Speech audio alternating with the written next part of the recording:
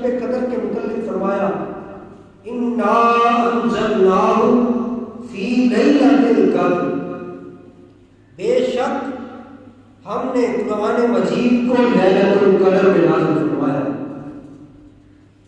اس نزول قرآن کی رات کا مرتبہ اور مقام کیا ہے؟ فرمایا لیلۃ القدر خیر من الف شہر، لیلۃ القدر 1000 مہینوں کی عبادت سے بہتر ہے۔ لیلۃ القدر کی ایک رات کی عبادت 1000 مہینوں کی عبادت سے بہتر ہے۔ ایسے ہی بعض دن متبرک ہے، فرمایا وذکرہم بایام اللہ، اور ان کو اللہ کے دن یاد دلائے۔ تفاسیر میں یہ موجود ہے کہ یہ دن وہ دن ہے کہ جن میں اللہ تعالیٰ نے اپنے بندوں پر انعامات فرمائے ہیں۔ تفسیر ابن جریر اور تفسیر حاضر اسی آیت کے تحت ہے۔ اللہ حاضر قیاس مثالیں دینے کا مطلب یہ ہے کہ کچھ مہینے، کچھ دن اور کچھ راتیں اللہ کے نزدیک متبرک ہیں۔ تو شعبان کی یہ خصوصیت ہے کہ اس کے متعلق سرکار دو عالم صلی اللہ تعالی علیہ وسلم نے ارشاد فرمایا کہ یہ میرا مہینہ ہے، کہ شعبان میرا مہینہ ہے۔ الشعبان شہری، اس لیے اس کو شہر حبیب الرحمان کہا جاتا ہے، کیونکہ یہ بالخصوص حضور صلی اللہ علیہ وآلہ وسلم سے منسوب ہے۔ فرمایا رجب اللہ کا مہینہ، رمضان میری امت کا مہینہ اور شعبان میرا مہینہ ہے۔ ارشاد کرتے ہیں رجب شہر اللہ وشعبان شہری ورمضان شہر امتی، رجب اللہ کا، شعبان میرا اور رمضان میری امت کا مہینہ ہے۔ جس نے شعبان کا احترام کیا گویا کہ اس نے میرا احترام کیا۔ اب آپ اندازہ کیجئے کہ جس چیز کی نسبت سرکار دو عالم صلی اللہ علیہ وآلہ وسلم سے ہو جائے وہ چیز ساری کائنات کی اشیاء سے ممتاز ہو جاتی ہے، عظمت و شان والی اور نرالی ہو جاتی ہے۔ جیسا کہ قرآن مجید میں اس کی مثالیں موجود ہیں کہ جو چیز سرکار سے منسوب ہو گئی وہ نرالی ہو گئی۔ سرکار دو عالم علیہ السلام سے شہر مکہ کی نسبت ہوئی تو اللہ نے فرمایا لا اقسم بہذا البلد وانت حل بہذا البلد، میں قسم کھاتا ہوں اس شہر کی جس میں آپ بس رہے ہیں۔ اس آیہ کریمہ میں جو لفظ ہے واو ہے، یہ عاشقوں کی جان ہے، یہ واو حالیہ ہے۔ مطلب یہ ہوا کہ میں شہر مکہ کی قسم نہیں اٹھاتا، مگر یہ کیسے ہو سکتا ہے کہ اے محبوب تو اس شہر میں موجود ہو اور میں قسم نہ اٹھاؤں۔ آہا کیا بات ہے! فرمایا اعلیٰ حضرت نے کہ کلام مجید میں کھائی شراب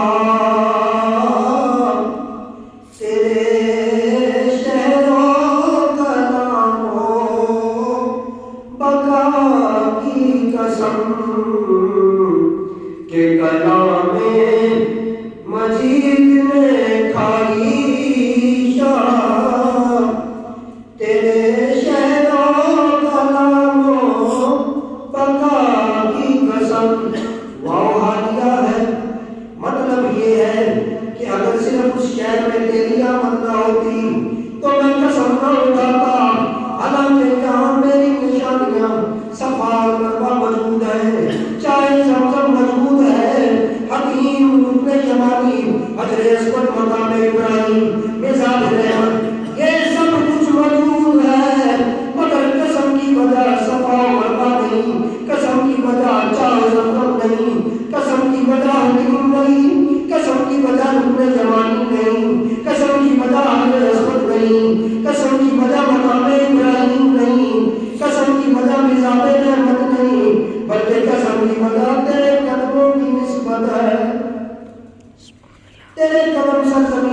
فرمانے لگے ہیں محبوب ہم نے قسم اٹھا لی اگرچہ میرا گھر بیت اللہ کعبۃ اللہ بھی مکہ میں ہے مگر مجھے قرض تجھ سے ہے وانت حل بہذا البلد اگر تو نہ ہوتا تو میں کعبہ نہ بناتا سونے اگر تیرے پیدا نہ فرماتا یہ کعبہ نہ ہوتا سب کو تیری وجہ تو بنایا ہے کہ کلام مجید نے کھائی شاہ تیرے شہد و کلام و بقا کی قسم صرف شہری کی قسم نہیں فرمایا والتین والزیتون وطور سینین وہذا البلد الامین قسم ہے انجیر اور زیتون کی قسم ہے طور سینہ کی اور اس امن والے شہر کی مجھے انجیر کی قسم اور زیتون کے تیل کی قسم یا اللہ کیا انجیر کی بیل لمبی ہے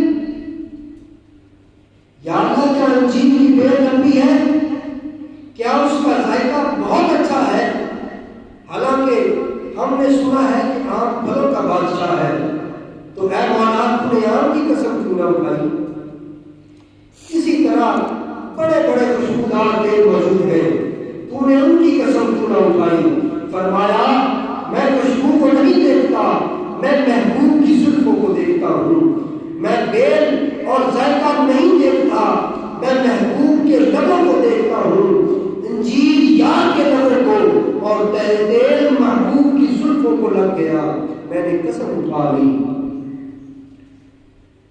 کہیں فرمایا لاؤں کا تیری عمر کی قسم اور کہیں فرمایا وکیل ہی تیری گفتگو کی قسم کہیں فرمایا نور والقلم نور والے ہونٹوں کی قسم اور قلم والی زبان کی قسم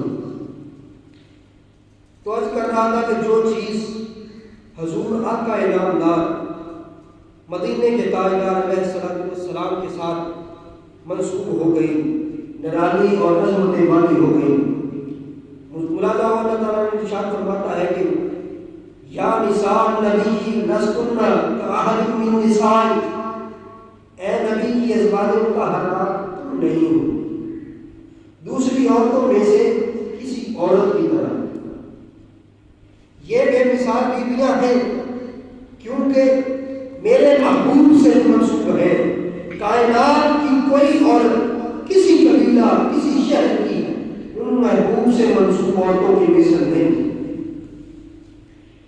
بے نسبت ملوانے نہ معلوم کس جہنم میں جائیں بے نسبت ملوانے نہ معلوم کس جہنم میں جائیں نسبت والے جانور بھی جنت میں جائیں گے وہ مچھلی جس کے پیٹ میں یونس علیہ السلام کچھ عرصہ رہے وہ جنت میں جائے گی وہ گدھا جس پر پیغمبر علیہ السلام نے سواری کی جنت میں جائے گا وہ دلدل جس میں حضرت علی علیہ السلام سوار ہوئے جنت میں جائے گا وہ چیونٹی جو سلیمان علیہ السلام سے منسوب ہے وہ جنتی ہے وہ ہدہد جو ملکہ ملکی سے منسوب ہے جنتی ہے وہ میڈا جسے حضرت خلیل اللہ علیہ السلام نے ذبح فرمایا جنتی ہے وہ کتا جو اصحاب کہف کے پیچھے پیچھے چلا آیا جنت جائے گا یہ سب جانور اچھی نسبت کے باعث جنتی ہیں اسی نسبت کی وجہ سے ماہ شعبان معظم و معطر ہے فرمایا شعبان میرا مہینہ ہے شعبان اس لیے بھی معظم ہے کہ اس کے بڑے عظیم ہیں دن بڑے عظیم ہیں رجب جس میں حضور علیہ السلام کو معراج ہوا اس کا پڑوسی اور رمضان جس پہ قرآن نازل ہوا اس کا پڑوسی ہے اس لیے شعبان میرا مہینہ ہے تم سب سے بہتر امت ہو اللہ فرماتا ہے کنتم خیر امہ تم بہترین امت ہو کیونکہ تم میری امت ہو اسی طرح شعبان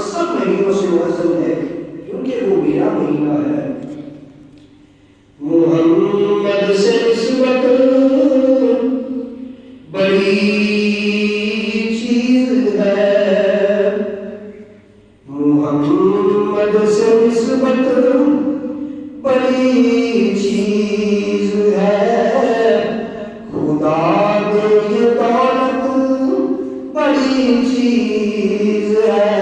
تم بہترین امت ہو کیونکہ میری امت ہو. قرآن بہترین کتاب ہے کیونکہ میری کتاب ہے. میری کتاب کتابوں سے بہتر, میری امت امتوں سے بہتر, میرا مہینہ مہینوں سے بہتر. حضرت ام سلیم رضی اللہ تعالیٰ عنہا فرماتی ہیں حضور علیہ السلام دوپہر کو میرے قریب کھانا پر تشریف لائے اور کہنا فرمایا سرکار اقرار علیہ السلام کو سوتے ہوئے پسینہ آیا. میں نے وہ پسینہ ایک شیشی میں جمع کیا. حضور علیہ السلام نے بیدار ہو کر پوچھا اسے کیا کرو گی؟ عرض کیا اسے عطر میں ملا کر اچھی خوشبو تیار کروں گی. میرا پسینہ تمام عطروں سے بہتر, میرا مہینہ تمام مہینوں سے بہتر. اس لیے شاید کہتا ہے محمد سے نسبت بڑی چیز ہے خدا دے یہ دولت بڑی چیز ہے. روایات میں موجود ہے کہ جو آدمی شعبان کی پہلی رات 4 رکعت نماز پڑھے, ہر رکعت میں سورۃ فاتحہ کے بعد 7 مرتبہ سورہ اخلاص پڑھے, 70 برس کی عبادت کا ثواب پائے گا. اور جو شخص 12 نوافل بائیں طور پڑھے کہ ہر رکعت میں 1 مرتبہ سورہ فاتحہ اور 5 مرتبہ سورہ اخلاص, تو 12,000 شہداء کے دلوں کا ثواب ہے. صرف یہی نہیں کہ 12,000 شہید کا ثواب, بلکہ 12 سال تک اس کے نامہ اعمال میں نیکیاں لکھی جاتی رہیں گی اور وہ گناہوں سے اس طرح پاک ہو جائے گا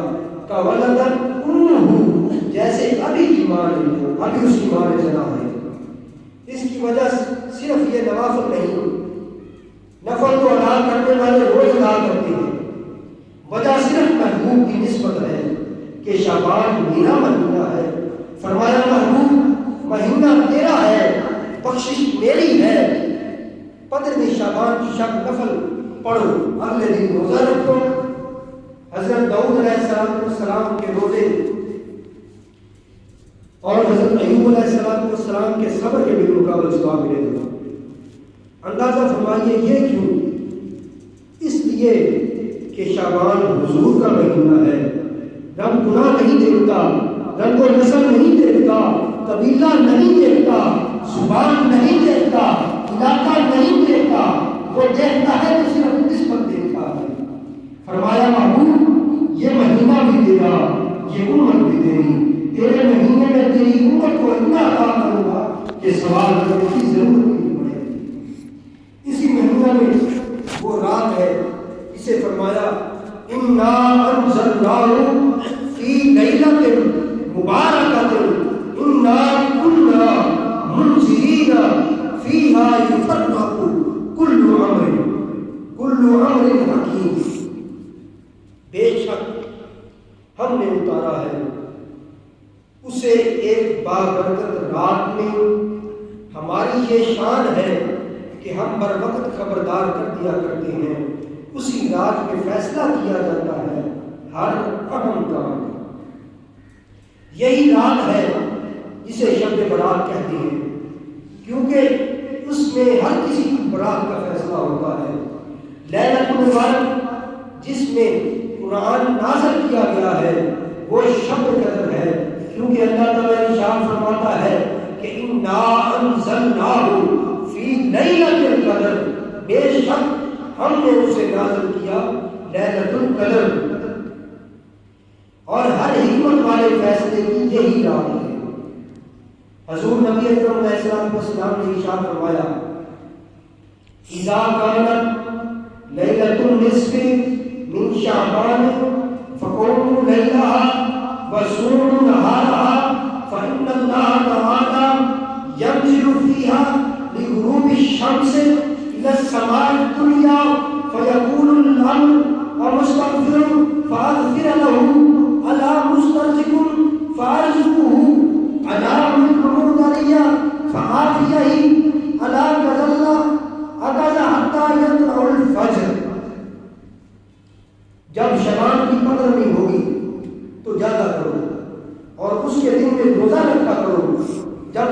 مضروب ہوتا ہے اس وقت سے اللہ تعالیٰ اپنی شان کے مطابق آسمان و دنیا پر نزول فرماتا ہے اور اعلان فرماتا ہے کوئی مغفرت طلب کرنے والا تاکہ میں اس کو بخش سکوں؟ ہے کوئی رزق طلب کرنے والا تاکہ میں اس کو رزق دے دوں؟ ہے کوئی مصیبت زدہ تاکہ میں اس کو اس سے نجات دے دوں؟ اور یہ اعلان طلوع فجر تک ہوتا رہتا ہے۔ خدا خود اپنی رحمتوں سے، اپنے ادوار سے، اپنی برکات سے پہلے آسمان پر طلوع اعلان فرماتا ہے اور آواز دیتا ہے کوئی مجھ سے مانگنے والا میں اسے عطا کروں؟ تو مانگ تو صحیح، عطا نہ کروں اور تیرے عذاب میں بھی نہ مانگا تو مجھے خدا نہ کہنا۔ مانگ، مجھ سے رزق مانگ، اولاد مانگ، کاروبار مانگ، اور مانگ مدینے کی ہوا مانگ، کعبہ کی فضا مانگ، آج اپنے دامن کو نہ دیکھ، اس کی ادا کو دیکھ۔ اب تنگی دامن پہ نہ جا، مانگ ارے مانگ، اب تنگی دامن پہ نہ جا، مانگ ارے مانگ،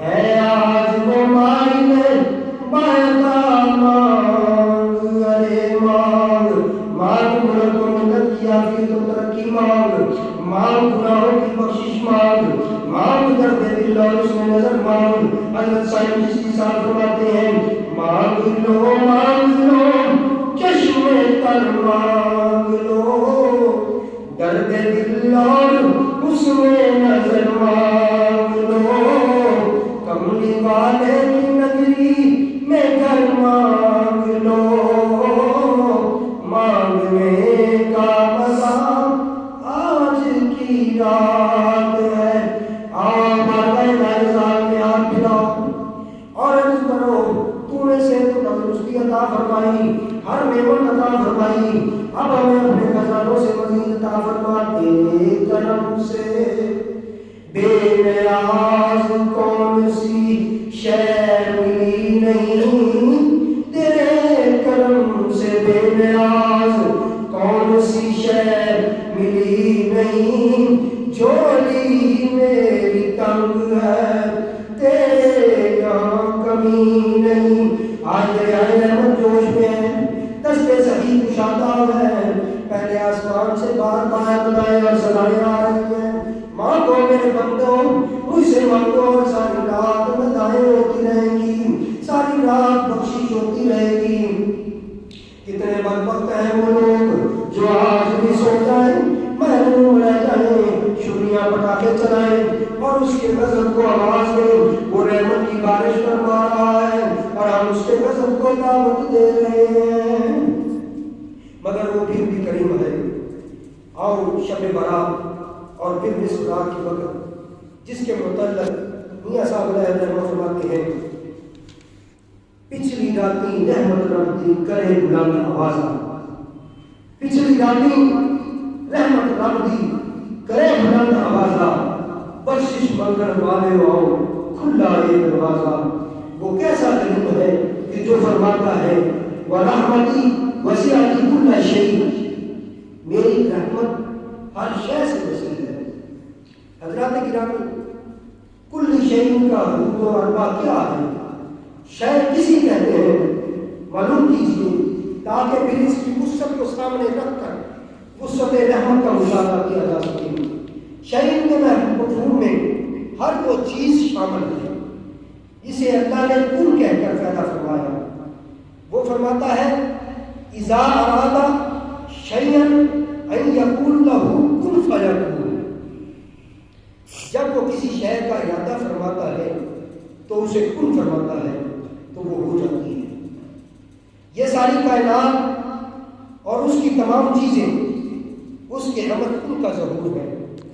پتہ چلا ساری 14 طبق کی کائنات اپنی وسعت میں اس کی رحمت سے کم نہیں اور اس کی رحمت اس سے وسیع ہے۔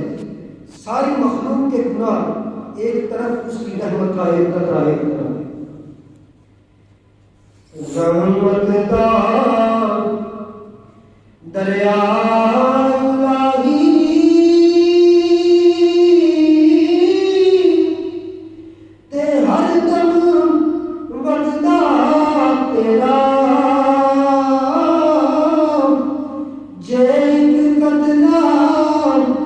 بخشے مینوں تے کم بڑھ جائے میرا۔ وہ ایسے کریم کی بارگاہ ہے جس کے خزانے ختم نہیں ہوتے، کبھی ختم نہ ہو سکیں گے۔ اس کی بخشش روزے ازل سے جاری ہے اور روزے ابد تک جاری رہے گی۔ کائنات ختم ہو جائے گی، اس کی رحمت پھر بھی جاری رہے گی۔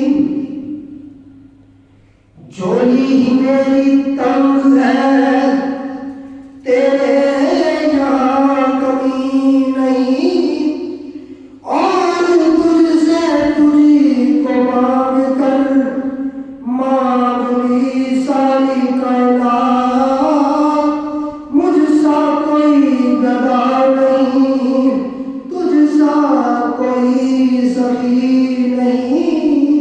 سب گداؤں سے بڑا گدا میں ہوں، سب سخیوں سے بڑا سخی تو ہے۔ میں بڑا گناہگار، تو بڑا بخشنہار، گناہگاروں سے آگار ہوں، بدکار ہوں، بدافعال ہوں۔ کبھی نیکی کا کام نہ کیا، آنکھ نے کبھی نیکی نہ دیکھی، کان نے کبھی نیکی نہ دیکھی، کان نے کبھی نیکی نہ سنی، زبان نے کبھی نیکی نہ بولی، ہاتھ نے کبھی نیکی نہ کی، پاؤں نے کبھی نیکی نہ کی، مگر تو لجپال ہے مولا۔ اگر میں سب سے بڑا سیاکار ہوں، تو سب سے بڑا ستار ہے۔ اے میرے خدا، اے میرے رحیم اللہ، اگر مجھ میں گناہ نہ ہوتا تو میری کوشش کس کے لیے ہوتی؟ میں نے پیچھے تاریخ پڑھ کر دیکھا ہے کہ ننگے پاؤں پھرنے والا آدمی جو پہلے شراب خانے کا مالک تھا، بعد میں ولیوں کا سردار بن گیا۔ ہر وقت شراب کے نشے سے مست رہنے والا، 24 گھنٹے شراب خانے میں گزارنے والا، بس اس کی رحمت ہو گئی تو اپنے وقت کے اولیاء کا سردار بن گیا۔ بشر ہانی جا رہے تھے، رستے میں دیکھا ایک کاغذ پر بسم اللہ الرحمن الرحیم لکھا ہوا ہے، مگر وہ کاغذ گندگی میں پڑا ہوا ہے۔ دیکھتے ہی زمین جاگ اٹھا، ایمان میں جوش آیا، کاغذ اٹھایا اور صاف کیا، اسے چون کر بڑی خوشبوؤں سے بسا کر اوپر کسی جگہ رکھا اور کہا ہے اللہ کے نام تیرا مقام یہ ہے۔ بس رنگ لگ گیا، ولیوں کا سردار بن گیا۔ ہاں ہاں، تیری شان یہ ہے فَإِنَّكَ غَفُورٌ رَحِيمٌ، تو غفور بھی ہے، رحیم بھی ہے، ستار الغیوب بھی ہے۔ ساری عمر شراب خانے میں گزارنے والے کو ولیوں کا سردار بنانے والے نظر رحمت فرما۔ بشر ہانی اپنے شراب خانے گئے تو اللہ نے فرشتے کو پیغام دیا، اللہ نے فرشتے کو بھیجا، بتاؤ صبح و شام شب و روز شراب پینے والا بڑا گناہگار ہے کہ 5 ٹائم مسجد میں آنے والا نہیں، گناہگار بڑا ہے یا اس کی رحمت بڑی ہے؟ اگر وہ بخشا جا سکتا ہے تو آپ کیوں نہیں بخشے جا سکتے؟ فرمایا ہے فرشتے جا شراب خانے، یا اللہ سمجھ نہیں آتی ایک مرید کو شراب خانے بھیج رہا ہے۔ فرمایا میں نوری کی نورانیت کو دیکھوں یا اپنی رحمت کو دیکھوں؟ یاد کرو ایک بت پرست جو ساری شب اپنے بت کے سامنے کھڑے ہو کر یا سنمی پکارا کرتا ہے، ایک دن رات کے پچھلے پہر اسے اونگ آئی اور نیند میں منہ سے یا سنمی کی بجائے یا سنمی نکل گیا۔ فرمایا فرشتے چل اور بت کھانے، ایک میرا بندہ مجھے پکار رہا ہے، اسے میری طرف سے جواب دے لبیک یا عبدی، میں حاضر ہوں میرے بندے۔ یا اللہ وہ تو صنم کا پجاری ساری عمر یا صنم ہی کہتا رہا، آج مبالغے سے یا صنم ہی کہہ دیا ہے۔ فرمایا یہی تو بات ہے کہ اس نے مجھے مبالغہ سے پکارا ہے، اگر میں نے اسے جواب نہ دیا تو مجھے بھی اپنے بتوں کی طرح سمجھنے لگے گا۔ جاؤ اور اس یا صنم ہی کہنے والے کو میری طرف سے کہہ دو، تو نے مجھے پکارا تو میں حاضر ہوں۔ اللہ اللہ۔ حضرات گرامی، شراب خانے کا دروازہ کھٹکھٹایا، اندر سے آواز آئی، کون؟ فرمایا میں اللہ کا قاصد ہوں، بشر سے ملنا ہے۔ دربان حیران کہ بشر کہاں اور اللہ کا قاصد کہاں؟ بشر نے دیکھا تو پوچھا کیا پیغام ہے میرے خدا کا؟ فرشتے نے کہا بشر تو نے خدا کے نام کی تعظیم کی ہے، خدا نے تجھے اپنا دوست بنا دیا ہے۔ حضرات گرامی، آئیے آج عہد کریں کہ شب برات کی رات عبادت کریں گے اور اپنے گناہوں کی معافی مانگیں گے۔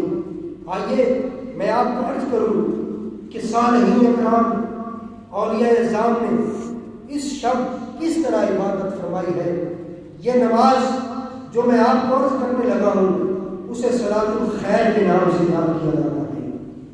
اس کا طریقہ یہ ہے کہ 100 رکعت اس طرح ادا کی جاتی کہ ہر رکعت میں 1 مرتبہ سورہ فاتحہ اور 10 مرتبہ سورہ اخلاص پڑھی جائے، یا 10 رکعت اس طرح کہ ہر رکعت میں 1 مرتبہ سورہ فاتحہ اور 100 مرتبہ سورہ اخلاص پڑھی جائے۔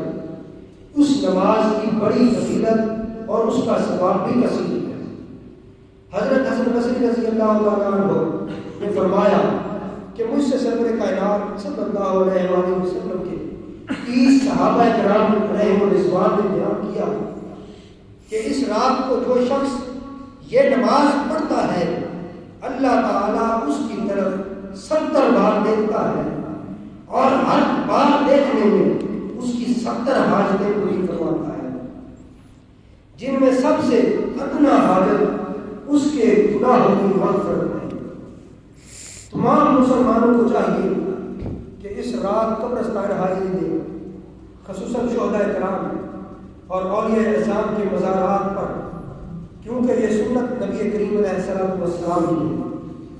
حضرات ابو نصر رضی اللہ تعالیٰ عنہ بلا سلام حضرت عروہ سے روایت فرمایا ہے کہ حضرت عائشہ صدیقہ رضی اللہ تعالیٰ عنہ نے فرمایا ایک رات میں نے رسول اللہ صلی اللہ علیہ وسلم کو بستر پر نہیں پایا، میں آپ کی تلاش میں گھر سے نکلی، میں نے دیکھا کہ آپ بقیع کی قبرستان میں موجود ہیں اور آپ کا سر آسمان کی طرف اٹھا ہوا ہے۔ حضور صلی اللہ علیہ وآلہ وسلم نے مجھے دیکھ کر فرمایا کیا تمہیں اس بات کا اندیشہ ہے کہ اللہ اور اس کا رسول صلی اللہ علیہ وسلم تمہاری حق تلفی کریں گے؟ میں نے عرض کی یا رسول اللہ صلی اللہ علیہ وسلم میرا تو گمان یہی تھا کہ آپ کسی بیوی کے ہاں تشریف لے گئے ہیں۔ حضور صلی اللہ علیہ وآلہ وسلم نے فرمایا اللہ تعالیٰ نصف شعبان کی رات میں دنیا کے آسمان پر جلوہ فرماتا ہے اور نبی کرم کی بکریوں کے بالوں سے زیادہ لوگوں کی بخشش فرما دیتا ہے۔ اللہ تعالیٰ ہمیں عمل کی توفیق عطا فرمائے۔ روز الافکار میں لکھا ہے کہ حضرت سیدنا عیسیٰ علیہ السلام ایک پہاڑ سے گزرے اور ایک سفید پتھر کو دیکھا تو بہت متعجب ہوئے۔ آواز قدرت آئی ہے عیسیٰ علیہ السلام کیا اس سے بھی عجیب تر چیز دیکھنا چاہتے ہیں؟ عرض کی ہاں، تو پتھر پکا اور اس سے ایک بزرگ برآمد ہوئے جن کے ہاتھ میں سبز چھڑی اور قریب ہی انگور کا ایک درخت لگا ہوا تھا۔ کہنے لگے یہ میری روزانہ کی غذا ہے۔ فرمایا کتنے دن سے یہاں عبادت کر رہے ہو؟ بزرگ نے کہا 400 سال سے۔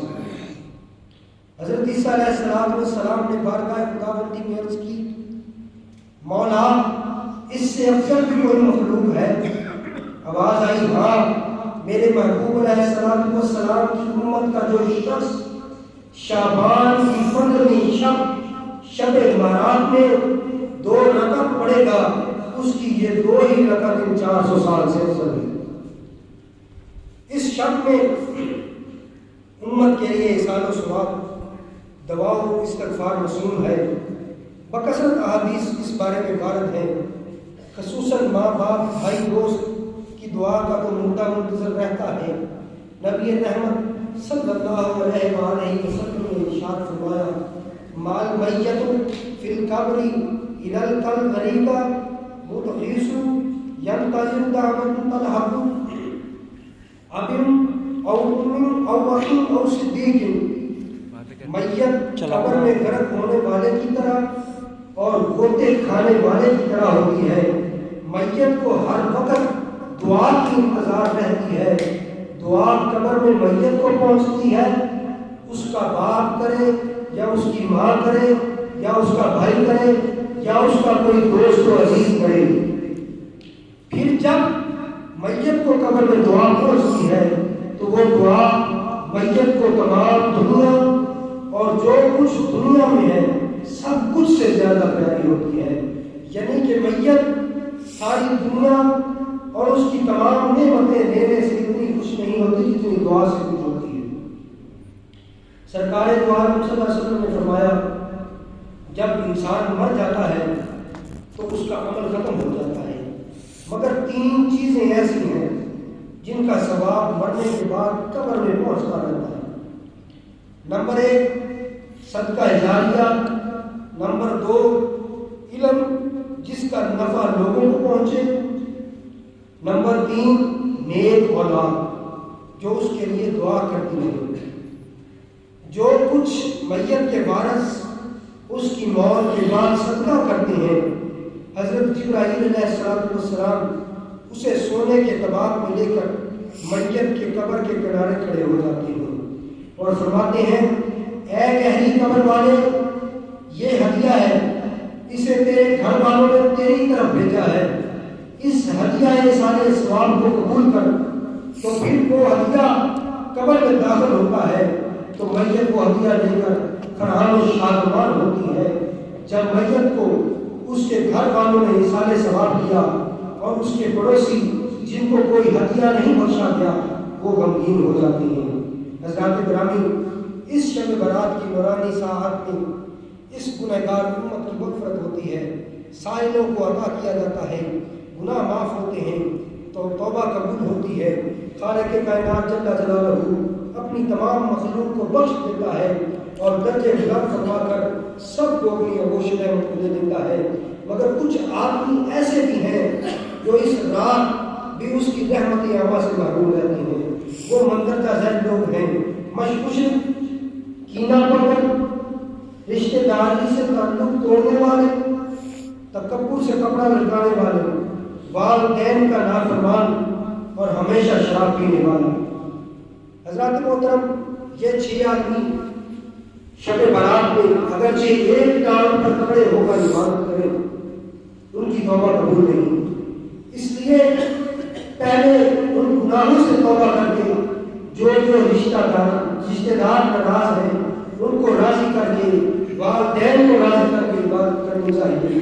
اگر والدین وصال کر چکے ہیں تو ان کی مزارات پر جا کر معافی مانگنی چاہیے۔